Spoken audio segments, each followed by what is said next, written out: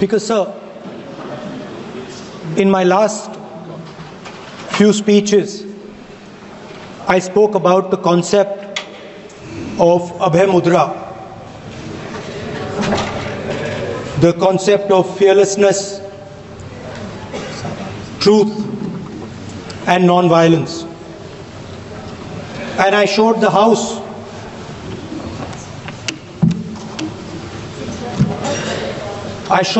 images of our different religions displaying this Abhay Mudra.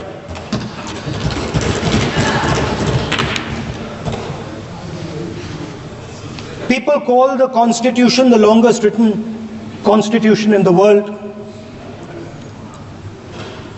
But the Constitution contains a set of ideas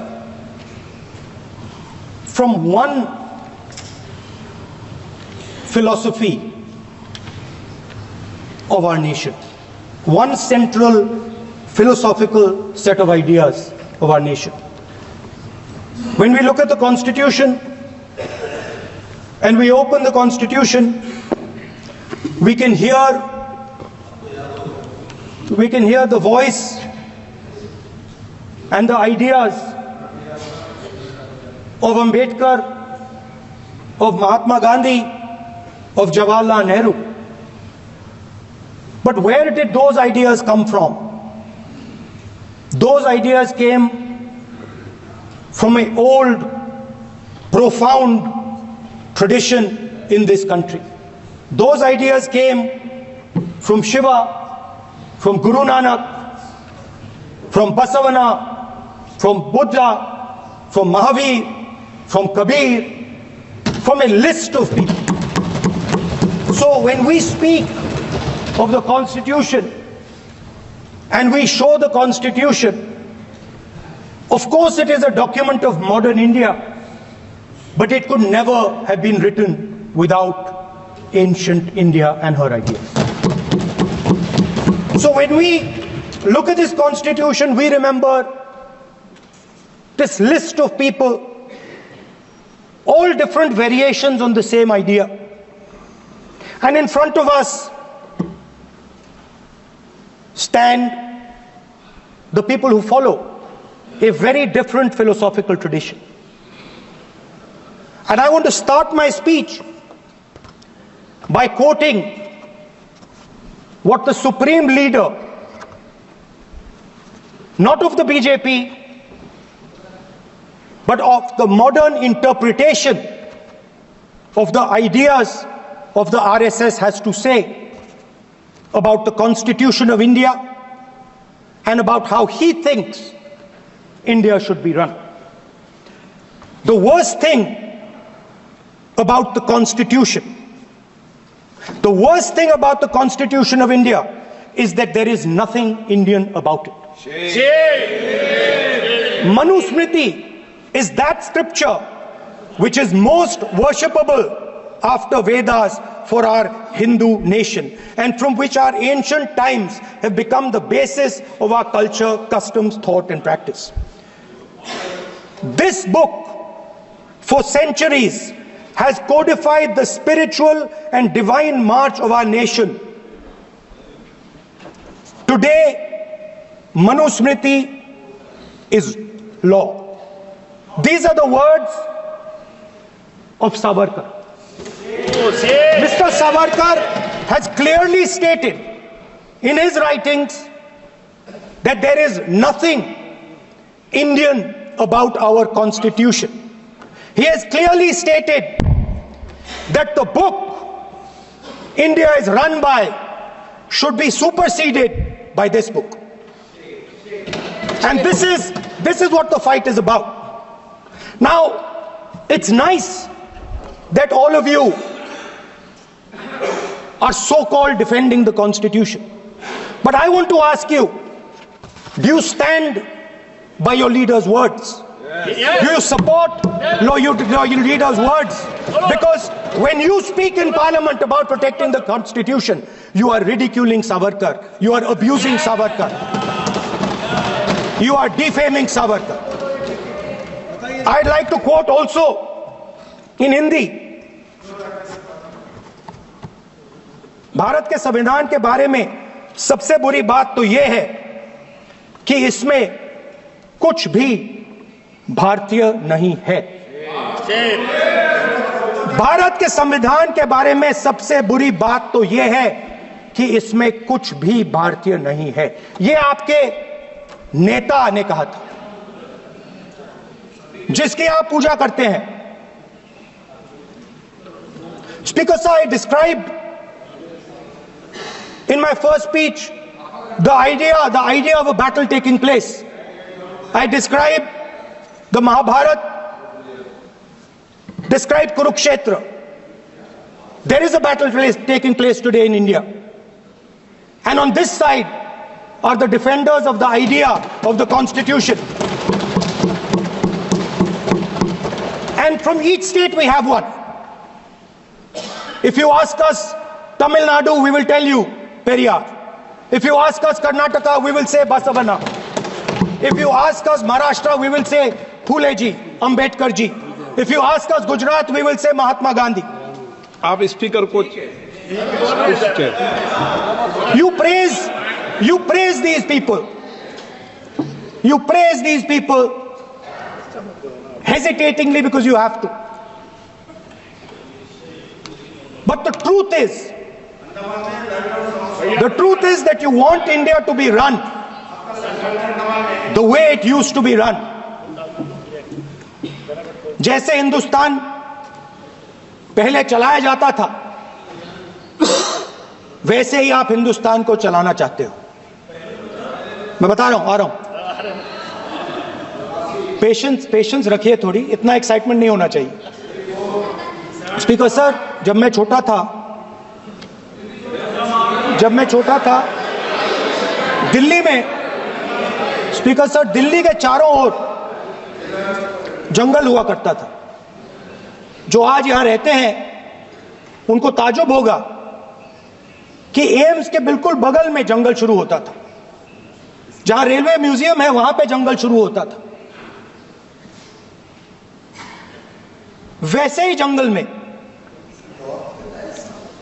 दोनों north और south, वैसे ही जंगल में हजारों साल पहले एक युवा, 6-7 साल का युवा, हर रोज सुबह उठ के 4 बजे उठ के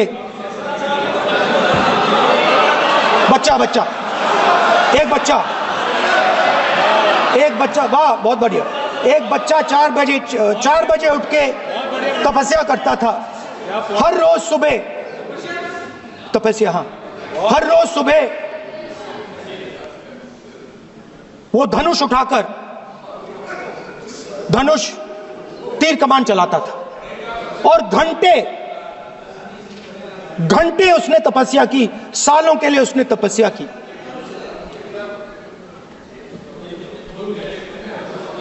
पास लोगों को पता लगने लगा कि लड़का है। यही तो आप नहीं समझ सकते हो, यही तो प्रॉब्लम है। धनुष में तपस्या है, मनरेगा के काम करने में तपस्या है।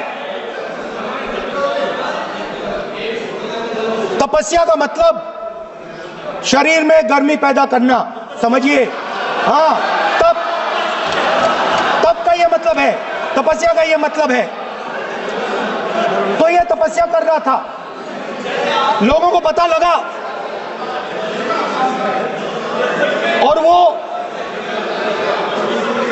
गुरु के पास गया। लड़के का नाम एकलव्य था और वो गुरु के पास गया और उसने कहा, गुरु द्रोणाचार्य जी, मैं सालों से धनुष चलाना सीख रहा हूं, मैंने अपनी पूरी शक्ति इसमें डाली है।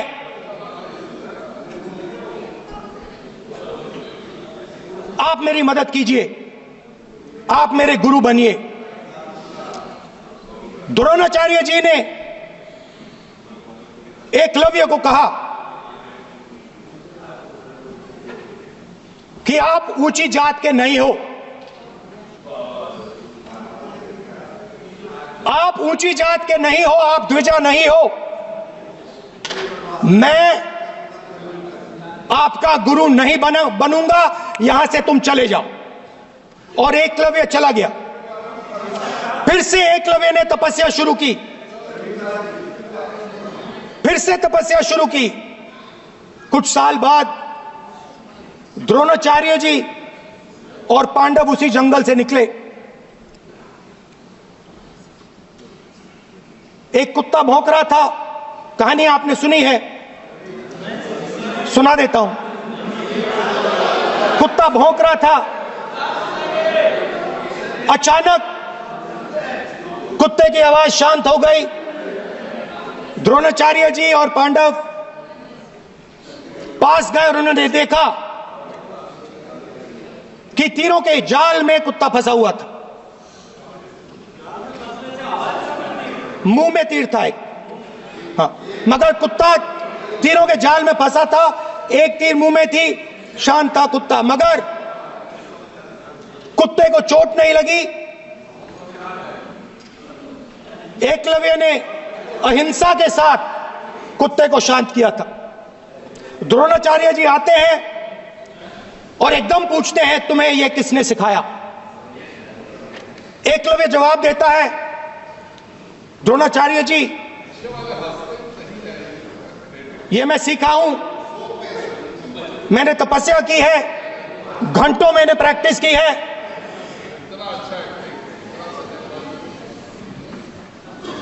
आपने मुझे गुरु बनने से मना किया था, तो मैंने एक मूर्ति, मट्टी की मूर्ति सामने रखी और मैंने प्रैक्टिस की और मैं सीखा। द्रोणाचार्य जी खुश नहीं हुए। द्रोणाचार्य जी ने एकदम कहा, तुम्हें मुझे गुरु दक्षिणा देनी है। नहीं नहीं, ये आपकी स्टोरी है, ये आपकी स्टोरी है। मेरी स्टोरी है कि द्रोणाचार्य ने पूछा।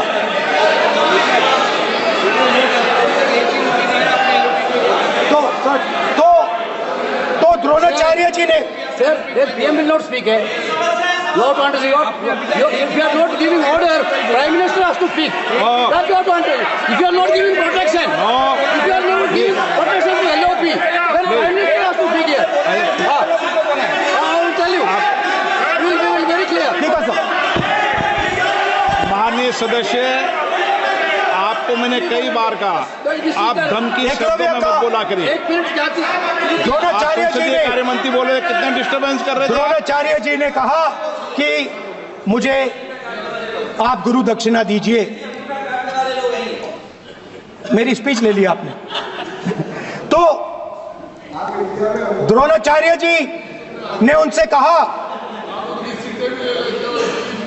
कि गुरु दक्षिणा के लिए मुझे तुम्हारा हुनर, तुम्हारा भविष्य, तुम्हारा अंगूठा चाहिए। और एकलव्य ने अंगूठा काट के द्रोणाचार्य को दे दिया।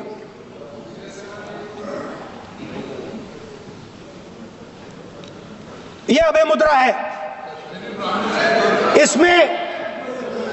इसमें कॉन्फिडेंस, स्ट्रेंथ, निडरता कहां से आती है? हुनर से आती है, इस अंगूठे से आती है। ये लोग इसके खिलाफ हैं। जैसे द्रोणाचार्य जी ने एकलव्य का अंगूठा काटा, वैसे ही आप पूरे देश का अंगूठा काटने में लगे हुए हो।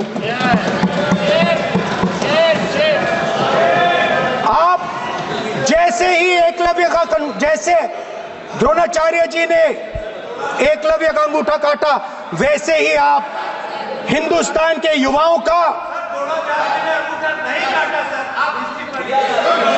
जैसे ही एकलव्य ने, ठीक है सर, जैसे एकलव्य का अंगूठा काटा गया, वैसे ही आप हिंदुस्तान के युवाओं का, सबका अंगूठा काटते हो। जब आप अदानी जी को धारावी देते हो,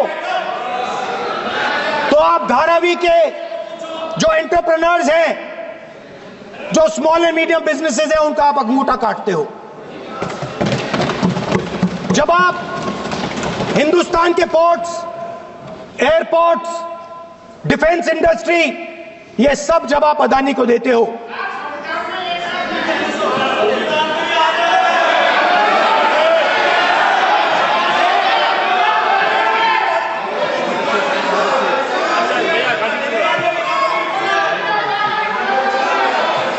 हिंदुस्तान के सारे जो फेयर प्ले बिजनेसेस हैं, जो ईमानदारी से काम करते हैं, आप उन सब का अंगूठा काटते हो जब आप अदानी की मदद करते हो। कॉन्स्टिट्यूशन में लैटरल एंट्री कर आप हिंदुस्तान के युवाओं का, पिछड़ों का, गरीबों का अंगूठा काटते हो।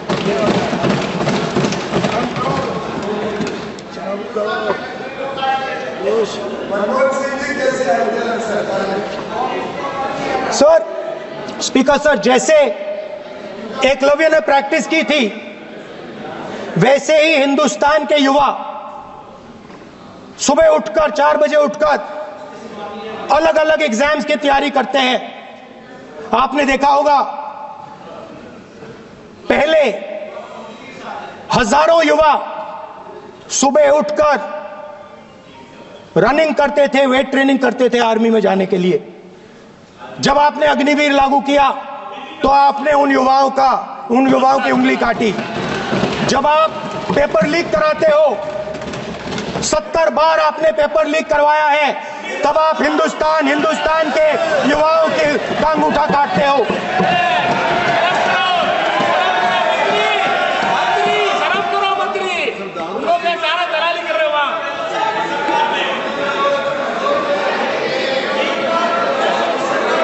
आज बाहर, दिल्ली के बाहर आपने किसानों पर टीयर गैस चलाया है, आपने किसानों पर लाठीचार्ज किया है। किसान आपसे एमएसपी मांगते हैं, सही दाम मांगते हैं, मगर आप अदानी को फायदा पहुंचाते हो, अंबानी को फायदा पहुंचाते हो और किसान का अंगूठा काटने का काम करते हो।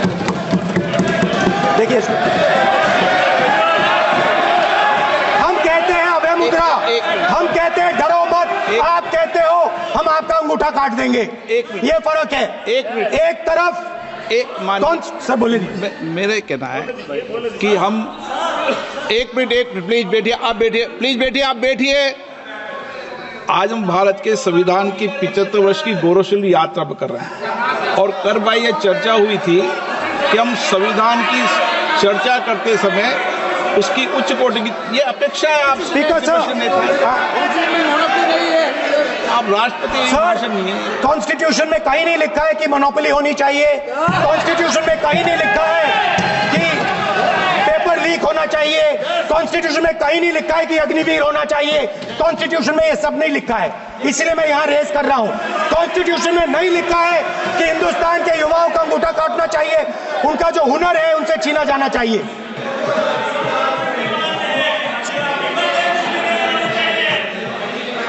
बैठे कर रहे हैं सर, 5 बजे अब भी बैठे करेंगे। अब कुछ नहीं बोलना है उसको। 5 बजे देखिएगा, 5 बजे देखिएगा क्या करते। स्पीकर सर, मिलेगा। मैं कुछ दिन पहले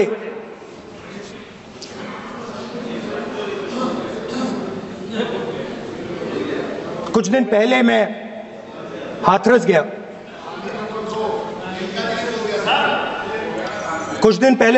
गया। हाथरस में 4 साल पहले एक लड़की का बलात्कार होता है। गैंग रेप होता है। 3-4 लोग गैंग रेप करते हैं। मैं 2-3 दिन पहले उस लड़की के परिवार के घर में गया।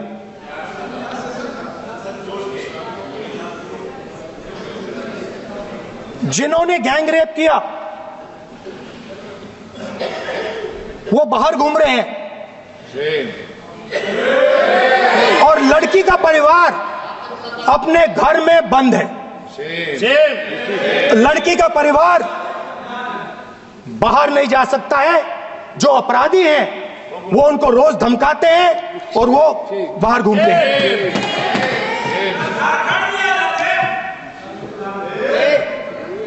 परिवार ने मुझे बताया कि बेटी का जो अंतिम संस्कार था वो भी नहीं करने दिया, और चीफ मिनिस्टर ने इसके बारे में खुलकर मीडिया में झूठ बोला है। ये कॉन्स्टिट्यूशन में कहां लिखा है? ये कॉन्स्टिट्यूशन में कहां लिखा है कि जो बलात्कार करते हैं वो बाहर रहे, और जिसका रेप हुआ है, जिसके परिवार, उस परिवार को बंद कर दिया जाए? कहां लिखा है कॉन्स्टिट्यूशन में? ये आपकी किताब में लिखा हुआ है, मनुस्मृति में लिखा है, मगर कॉन्स्टिट्यूशन में नहीं लिखा। और अगर आप कहते हो कि यूपी में आपका राज है और वहां पे कॉन्स्टिट्यूशन नहीं लागू होता है, वहां पे मनुस्मृति लागू हो रही है।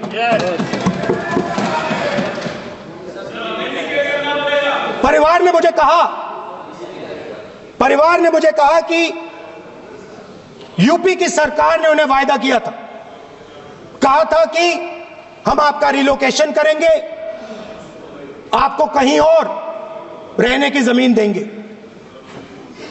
आज तक 4 साल हो गए हैं, आज तक उनका रिलोकेशन नहीं किया गया है।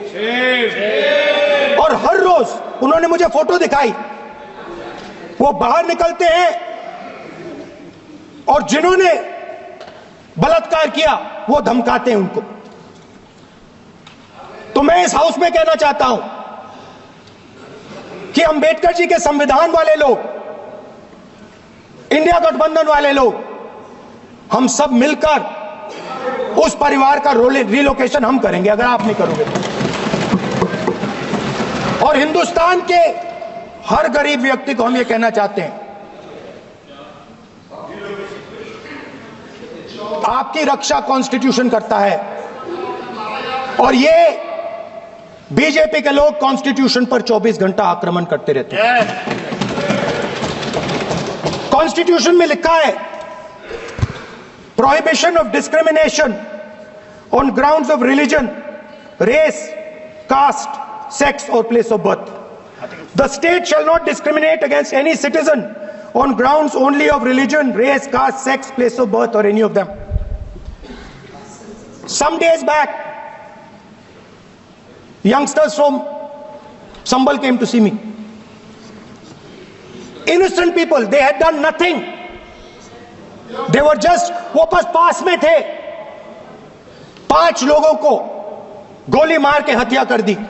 ये कहां लिखा है कॉन्स्टिट्यूशन में? ये कहां लिखा है कॉन्स्टिट्यूशन में? तो लिखा है prohibition of discrimination of grounds of religion. और जहां भी आप जाते हो, एक धर्म को दूसरे धर्म से लड़ाते हो, नफरत फैलाते हो। कहां लिखा है कॉन्स्टिट्यूशन में? कहां लिखा है कॉन्स्टिट्यूशन में कि एक धर्म को दूसरे धर्म से लड़ाना है? कहां लिखा है कॉन्स्टिट्यूशन में कि दलित परिवार को बंद करके अंदर रखना है और उनके अपराधियों को बाहर घूमने देना है? कौन से कॉन्स्टिट्यूशन में लिखा है? मुझे दिखाइए।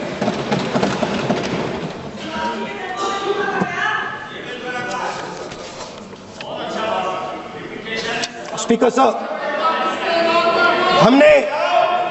हमारी जो विचारधारा है, इंडिया गठबंधन की विचारधारा है, वो देश में कॉन्स्टिट्यूशन लाई है। हम सब मिलकर कॉन्स्टिट्यूशन की रक्षा करते हैं। अंबेडकर जी ने कहा था, if there is political equality but no social and economic equality, political equality will be destroyed. ये अंबेडकर जी के शब्द हैं, और आज ये बात सबके सामने है। पॉलिटिकल इक्वालिटी जो थी वो खत्म हो गई है। हिंदुस्तान के सारे इंस्टीट्यूशंस कैप्चर कर लिए गए हैं। सोशल इक्वालिटी नहीं रही। फाइनेंशियल इकोनॉमिक इक्वालिटी नहीं रही। इसीलिए हमारा अगला कदम जाति जनगणना होगा। हम देश को दिखाना चाहते हैं कि आपने किन लोगों का और कहां कहां अंगूठा काटा है।